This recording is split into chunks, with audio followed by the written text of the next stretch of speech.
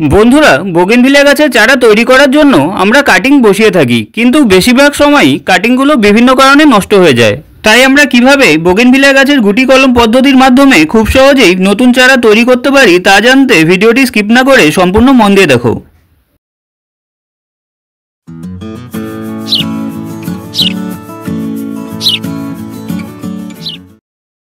গুটি কলমের জন্য নেওয়া কাটার বা ব্লেডটিকে প্রথমে স্যানিটাইজার দিয়ে ভালো করে স্যানিটাইজ করে নিতে হবে। এরপর বাগানের পরিষ্কার এঁটেল মাটি নিয়ে তাতে জল দিয়ে ভালো করে ছেনে এরকম মাটির দলা তৈরি করে নিতে হবে।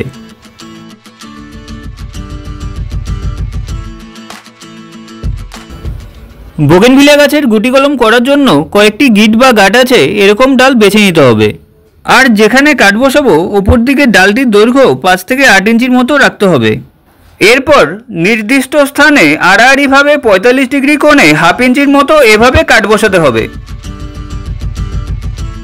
এখন একটি এরকম ছোট কাঠিকে ডালের কাটা অংশের ফাঁকে এভাবে ঢুকিয়ে দিতে হবে।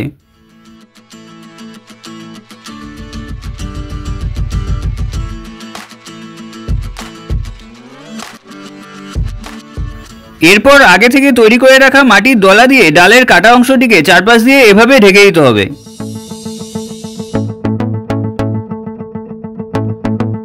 এখন এরকম একটি প্লাস্টিকের টুকরো দিয়ে ডালে লাগানো মাটির দলাটিকে চারপাশ দিয়ে যত্নের সাথে এভাবে পেঁচিয়ে ওপর নিচ একটি সুতো দিয়ে ডালের সাথে বেঁধে দিতে হবে।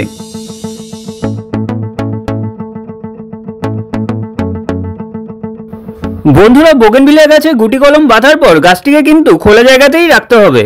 আর বর্ষাকালে বৃষ্টির জল পেয়ে প্রায় 30 দিনের মধ্যেই কলমটি থেকে শেকড় বেরোতে শুরু করবে। আর তোমরা যদি বর্ষাকাল বাদে অন্য সময় বোগেনভিলিয়া গাছের গুটি কলম করে থাকো তাহলে মাঝে মধ্যে কলমগুলোকে জল স্প্রে করে ভালো করে ভিজিয়ে দিতে হবে।